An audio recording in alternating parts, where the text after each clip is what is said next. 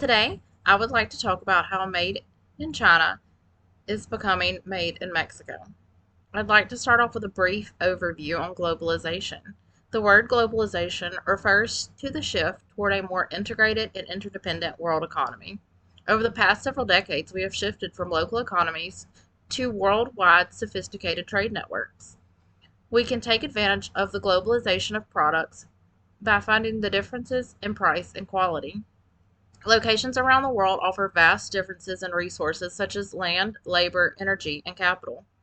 The first factor driving the change to made in Mexico is the COVID-19 pandemic. During the COVID-19 pandemic, it became difficult to ship goods across the ocean. Many cargo ships became stranded at sea, full of cargo with no one available to unload ships at the ports. The pandemic caused massive supply chain disruption. The delays in transportation caused many product shortages across the United States. The pandemic also caused major disruption in factories in China where the pandemic originated. Although shipping has returned to pre-pandemic normal, the pandemic was the first major event to put massive strain on globalization. The trade war is another factor contributing to the move to Made in Mexico. President Donald Trump started a trade war with China not long after he took office. Punitive tariffs were placed on Chinese goods across the board. These punitive tariffs made it more expensive for Americans to buy goods made in China. The Manhua story is a great example of why Made in China is becoming Made in Mexico.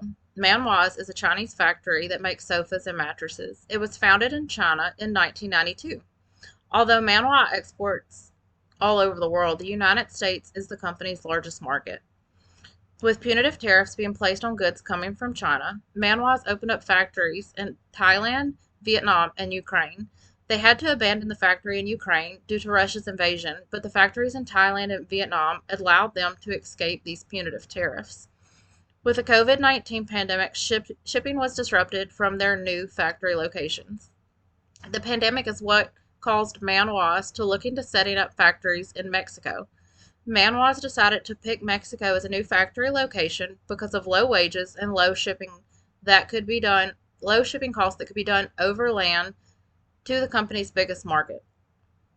Bill Chang quickly jumped on the idea of moving to Mexico. He signed a letter of commitment before ever visiting the country. Although it is too soon to tell how well this business decision will go, during the first phase of production, 27 out of 28 parcels were spoken for quickly.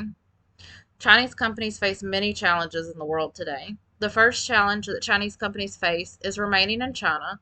They face tariffs when importing to the United States. Another shipping challenge faced by Chinese companies is the possibility of another situation similar to the pandemic that causes their products to be unable to reach their largest markets. Relocation is a possible solution to these challenges, but relocation also comes with its own set of challenges for these companies.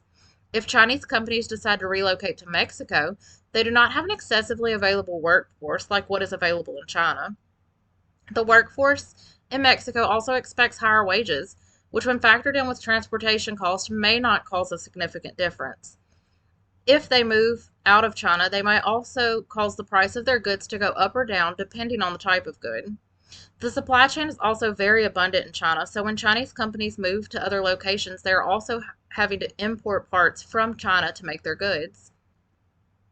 Other countries like Mexico also have strong labor unions, whereas in China, unions are basically banned. The question this information brings us to is, will China remain the dominant manufacturer in the world economy? In short, the answer is yes. It will remain the dominant manufacturer in the world's economy simply because there is not another location on the world remotely close to that of the Chinese economy. China is home to a vast supply chain where you can easily make a multitude of different goods in one location. China has ample amounts of raw materials to make an array of products, not only for their own citizens, but for markets around the world. So what about globalization? The pandemic has shifted the way in which we view globalization. China will remain a powerhouse for globalization, but we will also start to inspect other countries around the world for their strengths.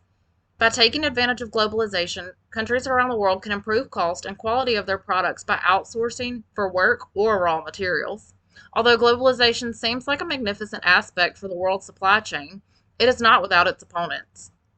One concern brought by globalization opponents is that falling barriers to international trade destroys manufacturing jobs in wealthy advanced economies, such as that of the United States and Western Europe. Outsourcing production for cheaper labor cost moves factory jobs away from places like the United States where the cost of labor is high. The reply to this concern is simply that the benefits outweigh the cost. Globalization leads to countries specializing in the production of certain goods and services that they can produce the most efficient, while importing goods and services that they cannot produce as efficiently. Another concern about globalization is that today's increasingly interdependent global economy shifts economic power away from national governments and towards supranational organizations such as the World Trade Organization.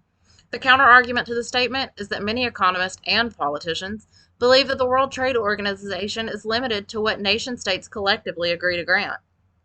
Although the process of globalization comes with its concerns, I believe that globalization brings about a multitude of benefits for those who trade within it. Trading with other countries allows us to access products we would not be able to have otherwise. Of course, it remains possible that jobs will move to other countries with lower wage costs, but buying products from other countries is often cheaper than when compared with buying products made in the U.S.